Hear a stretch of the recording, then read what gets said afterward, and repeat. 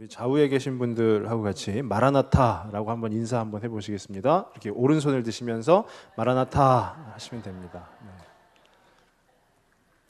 마라나타가 무슨 뜻인지 다 아시죠? 네.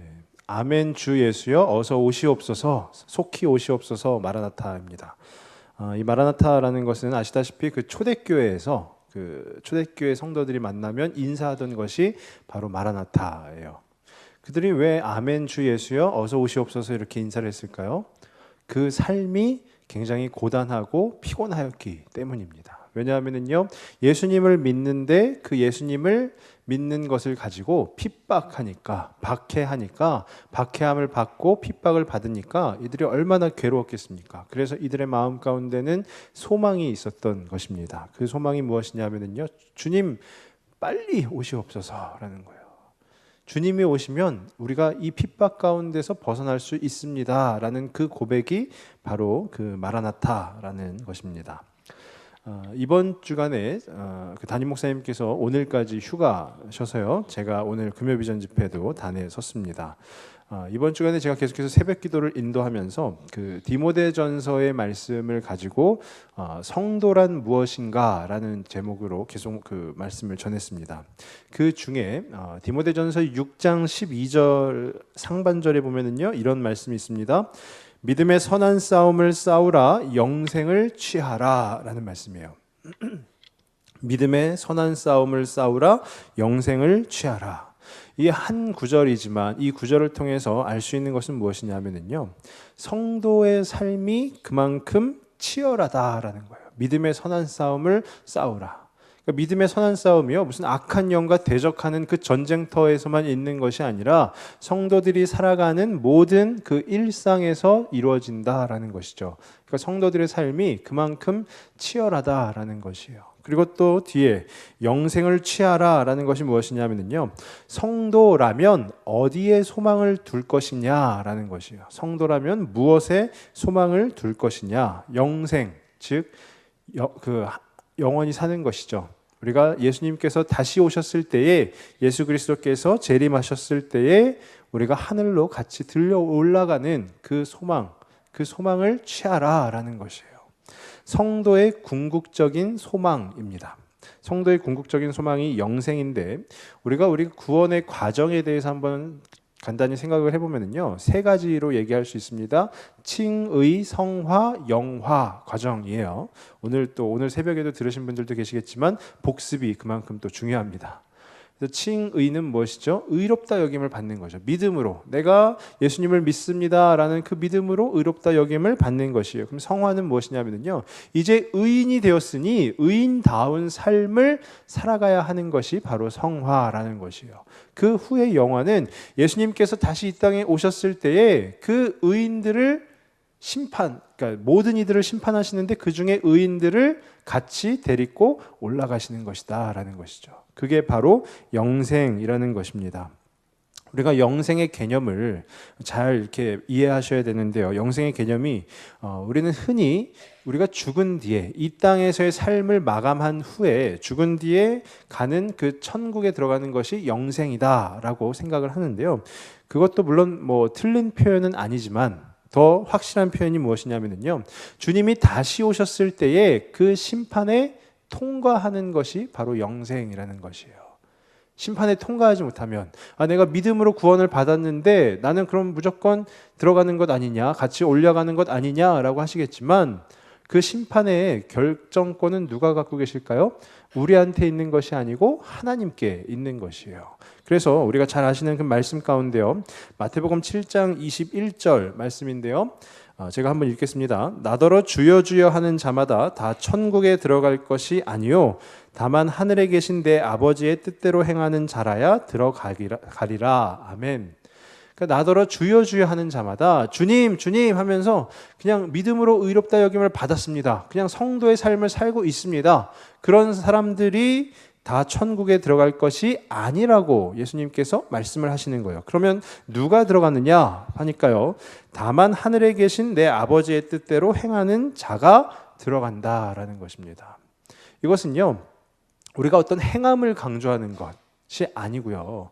중요한 것은 무엇이냐면요. 나더러 주여 주여 하는 자마다 이 안에 포함된 의미가 무엇이냐면요.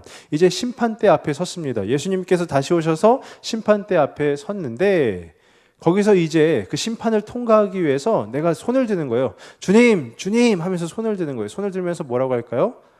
제가 이 땅에서 살아감에 있어서요, 이렇게 착한 일들을 하였고요, 교회에 또 이렇게 헌신하였고, 봉사하였고, 막 자기 스스로 자기의 그 신앙을 자꾸 얘기하는 겁니다. 근데 그것은 하나님께서 원치 않으신다라는 것이에요.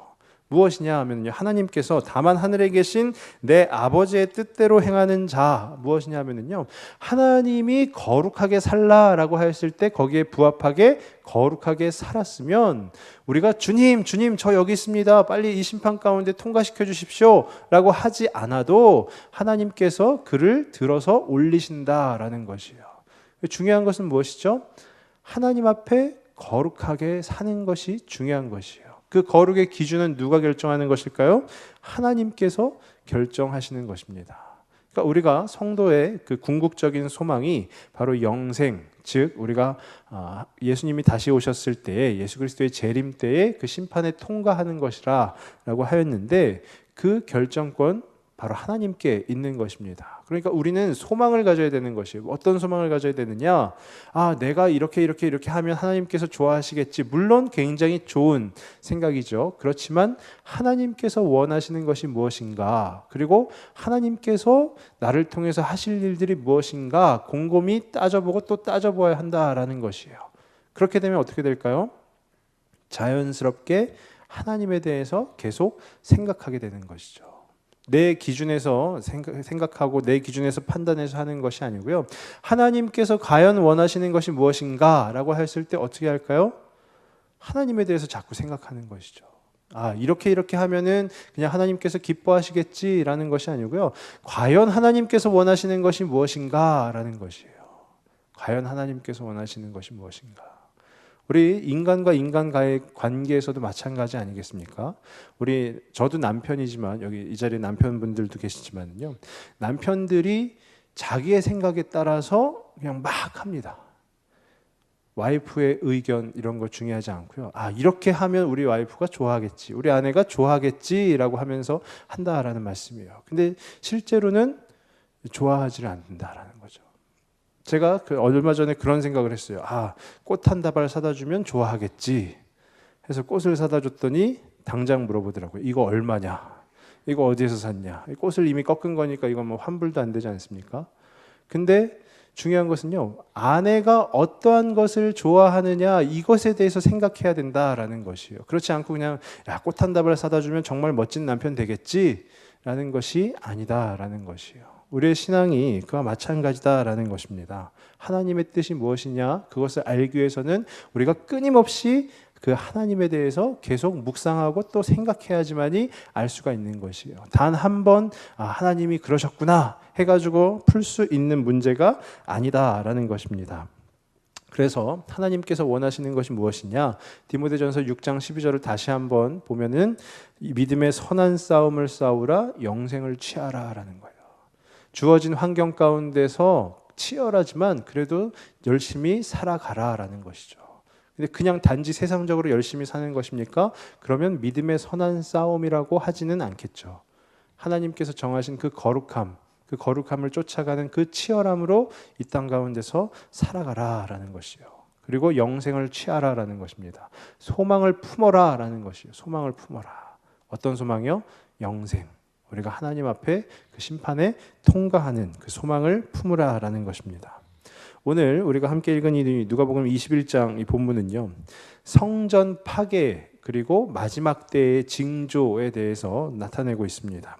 그래서 21장 5절에서 36절까지가 그 내용을 담고 있는데요, 간략하게 좀 정리를 하면은요, 5절에서 7절은 예수님께서 이제 성전 파괴에 대해서 예언을 하십니다. 이 성전이 이제 허물어질 거야라고 하세요. 그랬더니 이제 사람들이 질문을 하는 거죠. 그럼 왜 그게 무슨 의미냐라고 질문을 하는 것입니다. 그래서 8절부터 11절까지는 그 성전 파괴가 되기에 앞서서 이제 대적들이, 예수 그리스도를 대적하는 대적들이 일어날 거야라는 내용이 나와요. 그리고 12절부터 19절에는 핍박이 오는데 그 핍박을 인내하라, 제자들에게 권면하는 것이죠. 핍박을 인내하라라는 것이고요. 20절부터 24절은 예루살렘에 임할, 그 성전이 예루살렘에 있지 않습니까? 그러니까 그 예루살렘에 임할 멸망의 징조가 이러이러하게 나타날 것이다 라는 말씀이 나옵니다. 그리고 25절부터 28절까지는요, 인자가 임할 것이다. 즉 예수 그리스도께서 다시 세상의 끝날에 다시 오실 것이다 라고 하는 것이에요. 그리고 29절부터 33절까지는 이제 무화과 나무의 비유가 나오고요. 바로 그 다음이 이제 오늘 우리가 함께 읽은 이 세 절 말씀입니다. 이 세 절 말씀은 무엇을 담고 있냐면요, 경성할 것에 대한 권면을 담고 있어요. 경성이라는 말이 조금 어려운데요, 그 내용이 무엇이냐면요, 정신을 차려 그릇된 행동을 하지 않도록 타일러 깨우친다라는 것이 바로 경성입니다. 정신을 차려서 그릇된 행동을 하지 않도록 타일러서 깨우치게 하는 것이 경성이라는 것이에요. 그러니까 예수님께서 제자들에게 그리고 오늘날 우리에게 경성하라라고 권면을 하고 계시다라는 것입니다. 그러면 본문 가운데로 조금 더 접근을 해보면요, 성전 파괴라고 돼 있잖아요. 성전 파괴. 그 성전 파괴가 어떠한 의미를 가지고 있는지 한번 보면요, 성전이라는 것이 갖는 의미가 다름 아니라 구약에서는 장막이라고 하죠. 성막이라고도 하고, 그 장막의 의미는 하나님께서 임재하시는 것을 바로 이 장막이라고 하는 겁니다. 그게 솔로몬 시대의 성전으로 지어지면서 어떻게 되죠? 계속해서 예루살렘의 헤롯 성전까지 지어지게 되는 것이에요. 그 성전이 의미하는 바는 하나님께서 임재하시는 거예요. 하나님이 거기 계시다라는 것이에요. 근데 그 성전이 파괴가 된다라는 것은 뭐죠? 하나님의 임재가 끊어진다라는 것이죠. 한마디로 얘기하면 우리와 하나님 사이에 단절이 이루어진다라는 것입니다. 단절. 왜 하나님과의 단절이 이루어지느냐, 왜 성전이 파괴가 되느냐라는 그 왜라는 부분에 대해서 한번 생각을 해보면요, 오늘 우리가 함께 본 이 누가복음 21장 34절에서 36절의 말씀과 평행 본문이라고 할 수 있는 마태복음이 있어요. 마태복음 24장 37절에서 39절 말씀인데요, 마태복음 24장 37절에서 39절 말씀 제가 한번 읽어드릴게요. 잘 한번 들어보시기 바랍니다. 노아의 때와 같이 인자의 임함도 그러하리라. 홍수 전에 노아가 방주에 들어가던 날까지 사람들이 먹고 마시고 장가들고 시집가고 있으면서 홍수가 나서 그들을 다 멸하기까지 깨닫지 못하였으니 임자의 임함도 이와 같으리라. 마태복음 24장에서요, 예수님께서 또 말씀하시는데 그 노아의 홍수 사건을 가져오셔서 말씀을 전하시는 겁니다. 노아의 홍수가 갑작스럽게 홍수가 온 것처럼 보이나 뭐죠? 하나님께서 노아에게 계속 말씀하여 주셨잖아요. 근데 그 홍수에 타지 못한 자들, 그 당시에 있던 그 사람들은 어떻게 됐냐 하면은요, 38절, 마태복음 24장 38절에요. 홍수 전에 노아가 방주에 들어가던 날까지, 노아와 노아의 가족들은 다 방주에 들어갔습니다. 동물들도 다 방주에 들어갔어요. 근데 사람들이, 그 밖에 있던 사람들이 먹고 마시고 장가들고 시집가고 있으면서 지금 하나님의 심판이 곧 있으면 막 임하는데 이 사람들은요, 하나님의 심판에는 전혀 관심이 없고 어디에 관심을 두고 있다라고 말씀에 나오죠? 먹고 마시고 장가들고 시집가고. 일상입니다. 일상. 인간의 일상. 사람이 살아감에 있어서 일상이 무엇이죠? 우리 남성분들, 대부분의 남성분들 다 이렇게 하루하루 힘들게 이렇게 일하시죠. 그 일하시는 이유가 무엇입니까? 먹고 마시기 위함이죠. 그러니까 마신다라는 표현이 이제 오해가 없으시길 바랍니다. 우리가 살아가기 위함이다라는 거예요. 우리의 생명을 유지하기 위함이다라는 것이. 먹고 마시고, 그리고 또 우리가 자녀들을 낳죠. 자녀들이 크면 또 어떻게 됩니까? 자녀들이 장가도 가고 시집도 가고 하면서 계속해서 그 인간의 일상이 이루어지는 것이에요. 근데 거기에 관심을 갖고 있다라는 것이에요. 누가요? 사람들이 거기에 관심을 갖고 있다라는 거예요. 하나님께서 심판하신다고 그랬어요. 홍수로 심판하신다고 그랬는데 거기에는 전혀 관심이 없어요. 그러면서 노아를 보면서 어떻게 했죠? 막 비웃기 시작합니다. 저렇게 큰 배는 만들어서 뭐 하려고, 산 위에서 저 배가 무슨 소용이 있다고 하면서 노아를 비웃고요, 자기들의 일상에만 집중하기 시작하는 겁니다. 그러니까 한마디로 얘기해서 현실에, 자기의 현실에 소망을 두고 있는 것이에요. 무엇을 먹지? 무엇을 마시지? 나는 누구를 만나서 결혼을 하지? 이런 생각에 집중하고 있다라는 것이에요. 하나님의 메시지에는 전혀 집중하지 않고 있다라는 것입니다. 그래서 그 결과가 어떻게 되냐면요. 오늘 우리가 함께 읽진 않았지만 누가복음 21장 5절 말씀해 보시면은요. 누가복음 21장 5절에 예수님께서 이제 곧 성전이 파괴될 것이다 예언하시기 바로 직전에 이런 말씀이 있어요. 누가복음 21장 5절 앞부분입니다. 어떤 사람들이 성전을 가리켜 그 아름다운 돌과 헌물로 꾸민 것을 말하매. 어떤 사람들이 성전을 바라보면서요 말하는 것이 무엇을 말하냐면요.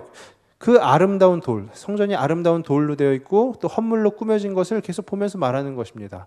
야, 저거 요즘으로 따지면 이런 거죠. 야, 저거 누구누구 집사님이 헌물하신 거래. 야, 좋다, 멋있다, 아름답다 라고 하는 것이에요.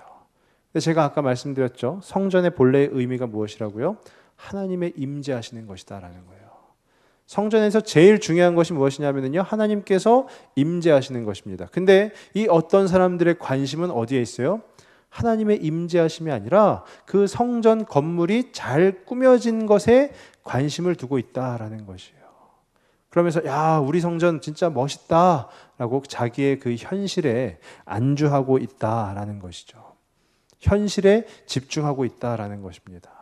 하나님께서 홍수로 심판을 하신다고 하셨음에도 불구하고 그 사람들이 먹고 마시고 장가들고 시집가고 하는 것처럼 자기의 현실에 집중하고 있다라는 것이에요. 하나님을 바라보지 않고 자기의 현실에. 제가 얼마 전에 하나님 그 영상을 하나 보았는데요. 그 영상이 어떤 영상이냐면요, 이렇게 화산을 헬리콥터를 타고 이렇게 화산 위를 이렇게 날아다니면서 찍은 영상이에요. 그 활화산입니다. 화산 다 뭔지 아시죠? 산에서 이렇게 용암이 막 터져 나오는 거죠. 화산을 크게 세 가지로 구분을 할 수 있다라고 합니다. 그 세 가지가 뭐냐면요, 첫 번째가 활화산이에요. 지금도 언제 터질지 모르는 화산이 활화산이에요. 그리고 두 번째는 휴화산입니다. 휴화산. 휴화산은 잠깐 쉬고 있는 거예요. 쉬고는 있지만 그다음 되도록 활화산보다는 안전한 화산이 휴화산이라는 거죠. 마지막 세 번째는 뭐냐면요, 사화산입니다. 사화산. 죽을 사자를 써가지고요. 화산은 화산인데 옛날에 한번 터졌고 이제는 용암도 없고 그냥 더 이상 터지지 않는 화산, 사화산이라는 거예요. 제가 그 영상을 보면서 불현듯 그런 생각이 들었어요. 어떤 생각이냐 하면 활화산 밑에 살고 있다라고 만약에 가정을 해본다면 나는 어떤 삶을 살까라는 거죠. 막 용암이 산 속에서 끓고 있습니다. 그 밑에 우리가 살고 있다라고 한번 생각을 해보십시오. 어떤 삶을 살까요? 하루 24시간 내리 화산만 신경 쓰겠죠. 저게 언제 터지나 하면서 화산만 신경 쓸 거예요. 휴화산 밑에 살고 있다고 하면은 화산도 한번 쳐다봤다가 또 자기가 경작하는 땅도 한번 쳐다봤다가 그러겠죠. 사화산 밑에 살고 있다라고 가정하면 어떻게 될까요? 화산은 신경도 안 쓸 겁니다. 저거 안 터져 하면서 그 땅에 경작하고 그 땅에서 나오는 소산에만 관심을 갖기 시작할 것이다 라는 것이에요.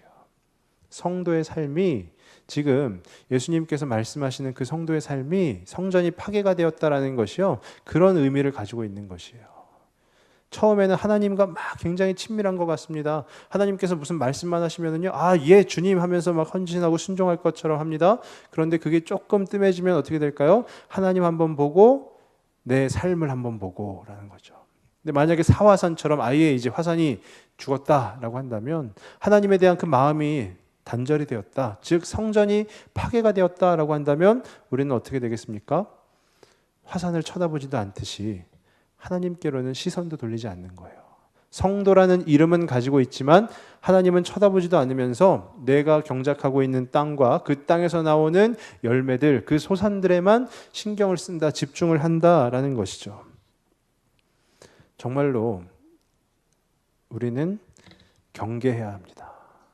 계속해서 생각을 해야 되는 것이에요. 어떤 생각이요? 아까 제가 서두에 말씀드렸죠. 하나님께서 과연 원하시는 것이 무엇일까? 라고 한다면 우리는 하나님이 원하시는 것이 무엇인지 알기 위해서 계속 하나님을 생각해야 되는 것이에요. 계속 그 화산을 바라보아야 하는 것입니다.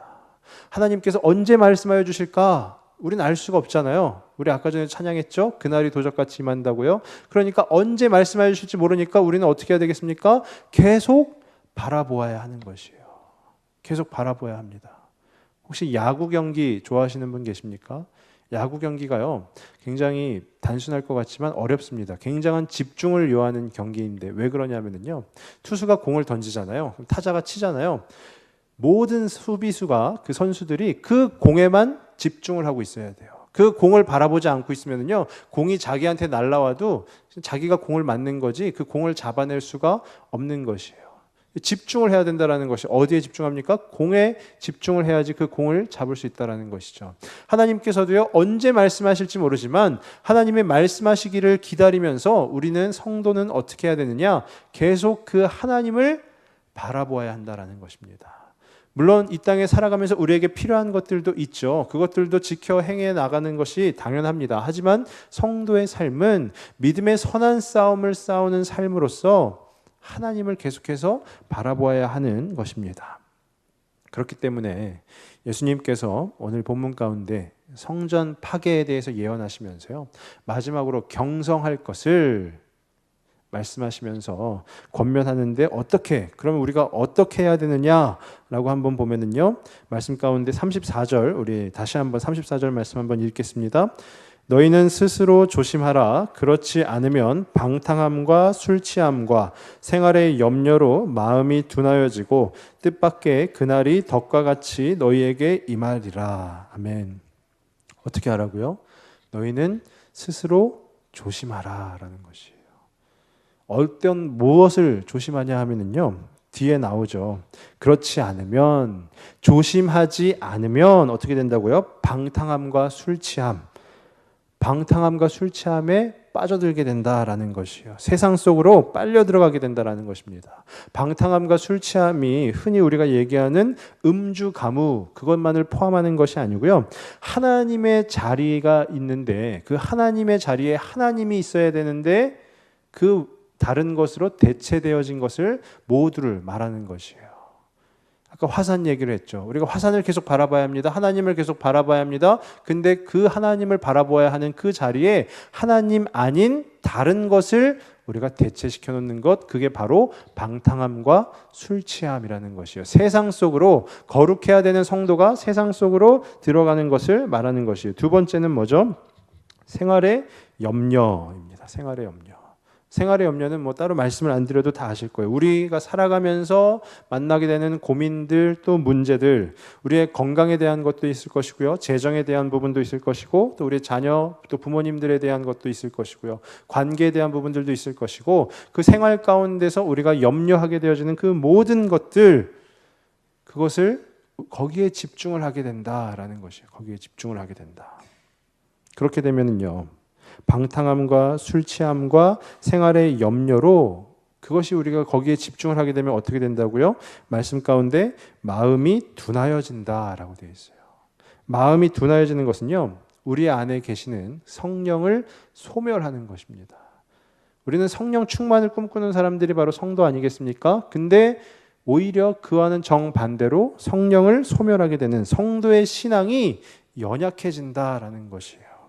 에베소서 5장 18절 말씀해 보시면 이런 말씀이 있습니다. 술 취하지 말라. 이는 방탕한 것이니 오직 성령으로 충만함을 받으라 라는 것이에요. 세상 가운데로 나아가기 싫으면 성령의 충만함을 받으라 라는 것이에요. 성령의 충만함이 어떤 막 뜨거운 불을 받고 막 이런 것이 아니고요, 내 안에 내주하고 계시는 성령으로 내 마음이 가득 들어차는 것을 말하는 것입니다. 그게 무엇일까요? 집중하는 것이죠. 어디에 집중해요? 하나님을 계속 바라보는 것이에요. 하나님 생각을 계속 하는 것입니다. 예수님 생각을 계속 하는 것이고요, 성령님 생각을 계속 하는 것이에요. 그렇기 위해서 우리가 어떻게 해야 될까요? 이 말씀을 계속해서 읽고 묵상해야 되는 것이고요, 또 주님 앞에 나와서 계속 기도하고 간구해야 되는 것입니다. 그 삶이 바로 성도의 삶이다라는 것이에요. 근데 이 말씀 가운데 예수님께서 경고하시는 것인데, 그렇게 되면, 마음이 둔하여지면 어떻게 된다고요? 그 뒤에 보시면 뜻밖의 그 날이 덫과 같이 너희에게 임하리라 라는 것이요. 여기서 얘기하는 그 날이라는 것은요, 예수님께서 재림하시는 날입니다.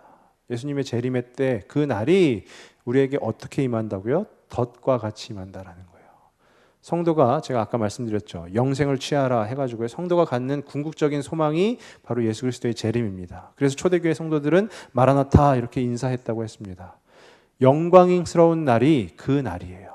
성도에게 있어서 가장 영광스러운 날이 언제냐? 예수님께서 재림하시는 날입니다. 근데 스스로 조심하지 않고 술 취함과 방탕함과 생활의 염력 가운데 찌들어서 바로 우리가 마음이 둔하여지면 성령을 소멸하게 되면 그 날이 성도에게 있어서 가장 영광스러운 그 날이 어떻게 된다고요? 덫과 같이 된다라는 것이에요. 덫이 뭐죠? 걸려서 넘어지는 게 덫이죠. 영광과는 전혀 반대되는 것이 바로 덫이다라는 것입니다. 그러니까 성도는 어떻게 해야 되겠습니까? 조심해야 되는 것이죠. 계속 경계해야 되는 것입니다. 계속 경계함으로 그렇게 나아가야 되는 것이 바로 성도의 삶입니다. 그래서 예수님께서 마지막으로 하시는 말씀이 무엇이냐면요. 오늘 본문 36절에 기록되어 있습니다. 오늘 본문 36절을 우리 같이 한번 읽겠습니다. 이러므로 너희는 장차 올 이 모든 일을 능히 피하고 인자 앞에 서도록 항상 기도하며 깨어 있으라 라는 것이에요. 장차 올 이 모든 일들을 우리가 술 취함과 방탕함과 생활의 염려로 인해서 우리의 마음이 둔하여지는 그 모든 일들을 어떻게 하라고요? 피하라라는 것이에요. 피하고 인자 앞에 서도록, 예수님 앞에 딱 서도록 항상 기도하며 깨어 있으라라는 것입니다. 장차 올 이 모든 일들을 피하고라는 것이요. 그 디모데전서 6장 11절에 보면은 그 이와 같은 것들을 피하라라는 말씀이 있어요. 그 피하다와 이 피하다가 같은 단어인데요. 거기서 말하는 것은 뭐냐면요. 거짓 선생과 돈을 피하라라는 것이에요.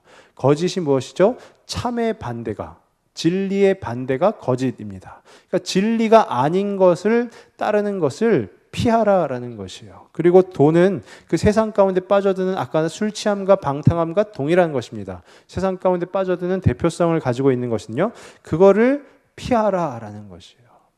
그 가운데로 나아가지 말고 피하라라는 것이에요. 예수님께서는요. 또 디모데전서에서는 바울이 분명하게 얘기합니다. 싸우라라고 얘기하지 않고요. 피하라라고 얘기합니다. 왜 그럴까요? 우리가 사람이기 때문에 그렇습니다. 사람은요. 이 세상의 돈과 또 술 취함과 방탕함과 그 세상 가운데 빠져들어가는 그 여러 가지의 것들과 싸울 수가 없는 존재다라는 것이에요. 싸우게 되면 자꾸 만나게 되는 거죠. 자꾸 만나면 어떻게 됩니까? 자꾸 만나면 그게 또 더 좋아 보이게 되고 그러면 자꾸 그냥 빠져들어가게 된다라는 것이에요. 그랬더니 예수님께서 또 사도 바울이 뭐라고 권면합니까? 피하라라는 거예요. 그쪽은 쳐다보지도 말라라는 거예요. 쳐다보지도 말고 그냥 피하라라는 거예요. 그리고 인자 앞에 서도록 예수님 앞에 설 수 있도록 어떻게 해야 될까요? 디모데전서 6장 11절 말씀에 보면은 또 따르라라는 말이 있어요. 따르라가 무엇을 따르라고 하냐면요. 6가지가 나와 있는데요. 의, 경건, 믿음, 사랑, 인내, 온유. 의, 하나님의 의, 그리고 경건, 거룩함, 그 다음에 믿음, 사랑, 인내, 온유를 따르라라고 되어 있어요. 의, 경건, 사랑, 믿음, 인내, 온유 이 6가지는요. 절대로 우리 사람 안에서는 나올 수가 없는 것입니다. 그럼 어디에서 나올까요? 하나님께로부터 나오는 것이에요. 그러니까 하나님께로부터 나오는 것을 따르라라는 것이에요. 세상의 것은 피하고 하나님께로부터 나오는 것을 따르라라는 것이죠. 그렇게 되면 결국 우리는 어디에 설 수 있다라는 것이에요? 인자 앞에, 그 예수 그리스도 앞에 설 수 있다라는 것입니다. 그러면서 예수님이 마지막에 말씀하시기를 항상 기도하며 깨어 있으라. 마태복음 25장에 보시면은요, 열처녀 비유가 나옵니다. 다들 아시죠? 신랑을 맞이하는 열처녀가 있는데요. 다 등잔불을 가지고 있어요. 근데 5명은 슬기로워서 기름을 준비하고 있는데 5명은 기름이 없어요. 조금 있죠. 조금 있으니까 신랑이 곧 오겠지 해가지고 그냥 이걸로 버틸 수 있겠지라는 것이에요. 근데 신랑이 금방 옵니까? 금방 오지 않죠. 밤이 새도록 신랑이 오지 않아서 어떻게 됩니까? 다 졸며 잘세라고 돼 있어요. 깨어있지 못하고 졸고 자고 있는 거예요. 근데 그때 신랑이 이제 새벽에 야 신랑 입장이요 하니까 그제서야 기름이 떨어진 그 처녀들은 어떻게 합니까? 기름을 구워 다니기에 바쁘다라는 것이죠. 그걸 뭡니까? 항상 깨어있으라라는 것이에요. 깨어 있으라. 깨어 있으라의 의미가 무엇이냐면요, 잠을 자지 않는 것이 아니고 그렇게 잠을 자지 않고 깨어 있는 것이 아니고요, 기름을 준비하는 것이 깨어 있다라는 것이에요. 그냥 무조건 안 자고 버텨야지 이게 아니고요, 기름을, 그 슬기로운 15처녀에 통해서 보면은 기름을 준비하는 것이 깨어 있는 것입니다. 그리고 또 한 가지, 아까 제가 화산 얘기를 했죠. 화산 활동이 멈췄다 해서 이제 화산 신경 쓸 필요 없어 하고 차치하고 내 땅과 내 소산만 신경 쓰는 것이 아니고요, 차치할 것이 아니라 계속 신경을 쓰는 것, 그게 바로 깨어 있는 것입니다. 하나님을 계속 바라보는 것, 그게 성도의 삶이다라는 것이에요. 그리고 성도가 당연히 취해야 될 행동들이다라는 것입니다. 아까 전에 말씀드렸습니다. 오늘 이 본문 3절 말씀이요, 경성할 것에 대한 권면이라고 말씀을 드렸어요. 경성이 무엇이냐면요, 정신을 차려서 그릇된 행동을 하지 않도록 타일러 깨우치는 것이 경성이다라는 것이에요. 깨달아야 되는 것입니다. 내가 주님을 바라봐야 되는 존재인 것을, 내가 주님을 바라보는 성도여야 되는 것을 깨달아야 되는 것이에요. 그리고 진짜로 그 주님을 바라봐야 되는 것입니다. 주님 외에 다른 것을, 내 현실, 내가 먹고 마시고 장가들고 시집가고 그 상황을 바라볼 것이 아니고요, 우리는 그 주님을 바라보아야 하는 바로 그 성도들이라는 것입니다. 정말로 간절히 바라기는 그 주님 바라보시면서 사실 수 있기를 바랍니다. 주님의 말씀을 날마다 깨달으실 수 있기를 바랍니다. 오늘의 이 말씀이요, 결과적으로 이 메시지는 제일 먼저 저한테 하는 메시지입니다. 왜 그러냐면요, 이번 주간에 제가 개인적으로 굉장히 감사했어요. 무엇이 감사했냐면요, 이번 주간에만 총 8번 설교했거든요. 어떤 분은 힘들겠다 이렇게 표현하시는데요, 저는 굉장히 진짜 제 속마음은 진짜 감사하더라고요. 왜 감사하냐면요, 목사도요, 설교하지 않으면 하나님 잘 바라보지 않습니다. 좀 부끄러운 고백이긴 하지만요, 목사도 설교하지 않으면 자기의 삶이 막 바쁘면은 하나님 잘 바라보지 못하고요, 그냥 이렇게 살아가더라고요. 더군다나 제가 얼마 전에 또 그 둘째를 낳았지 않습니까? 저는 그런 생각이 있었어요. 어떤 생각이냐면은, 첫째를 너무 사랑하기 때문에 과연 내 안에 둘째를 사랑할 수 있는 마음이 있을까라는 그런 생각이 있어요. 낳기 전에는. 근데 낳고 났더니 둘째 낳으신 분들은 다 아실 거예요. 첫째는 둘째는 그냥 바라만 봐도 예쁘더라고요. 얘가 뭐 신생하니까 뭘 하지도 못해요. 뭐 아빠라는 말도 못하고요, 아무것도 못해요. 그냥 먹기만 하고, 먹고 자고 싸고 먹고 자고 싸고 반복하는 거예요. 근데 그 모습을 바라만 봐도 너무 예쁜 거예요. 그러니까 어떻게 해요? 그냥 계속 눈에 담고 싶은 겁니다. 계속 눈에 담고 싶고, 그러면서 계속, 괜히 그 신생아실 앞에 계속 이렇게 얼쩡거리면서 우리 애기 뭐 하나 막 이렇게 보고요. 그러니까 현실을 자꾸 그렇게 바라보다 보니까 현실이 너무 행복하잖아요. 너무 막 감사하고. 그러니까 현실을 자꾸 바라보다 보니까 제가 어디를 안 봤습니까? 하나님을 보질 못한 것이죠. 하나님, 그래요, 거기 잘 계시죠? 잠시만요, 저는 얘 좀 보겠습니다 하면서 자꾸 그 삶에 빠져드는 것이에요. 어쩌면 이번 주에 담임 목사님이 휴가를 안 가셨으면 아마 이번 주도 제가 계속 그렇게 살았을 거예요. 하나님 잠깐 거기 계십시오 그러면서 계속 그냥 저는 애기 좋다 예쁘다 막 이러고 있었을 거예요. 근데 이번 주간에 하나님의 말씀을, 뭐 솔직하게 말씀드리면 어쩔 수 없는 건 아니겠습니까? 말씀을 안 전할 수는 없으니까 날마다 그냥 말씀을 보는 거예요. 거의 깨어있는 시간 내내 그냥 말씀을 보는 겁니다. 애기도 보러도 잘 못 가고요, 그냥 말씀만 계속 보는 거예요. 근데 처음에는 조금 그랬어요. 지금 이 중요한 시기에, 뭐 중요한 시기는 저한테만 중요한 시기죠. 이 중요한 시기에 내가 애기도 못 보러 가고 이게 뭔가 막 이런 생각이 들었는데, 하루하루 지나다 보니까요, 이 안에 굉장히 감사함이 넘치는 거예요. 성도란 무엇인가 라고 앞에서 말씀을 전하는데, 진짜 내가 성도의 그 모습으로 살아가고 있는가 반성하게 되고요, 회개하게 되고, 진짜 성도가 무엇인가 생각하게 되고요. 또 오늘 새벽에 이어서 오늘 이 금요비전 집회에 항상 기도하며 깨어있으라 라는 그 말씀 가운데도요, 제 자신에게 먼저 도전이 되는 것입니다. 그러면서 이 안에 감사함이 막 넘치는 거예요. 진짜 하나님 감사합니다. 절대절명의 시기에 하나님께서 아주 귀한 메시지를 저한테 주시는군요 라는 그 생각이 드는 것이에요. 너의 자녀만 바라보지 말거라 라는 거죠. 나를 바라보거라 라는 거예요. 그 메시지가 저한테만 주시는 것은 아닐 거라는 확신이 듭니다. 바로 이 자리에 계시는 우리 성도님들께도 동일하게 하나님께서 주실 것이에요. 요즘 많이 힘드시지 않습니까? 어려운 일들 많이 있으시죠. 그 일들 바라보시는 것보다요, 하나님을 바라보실 수 있기를 바랍니다.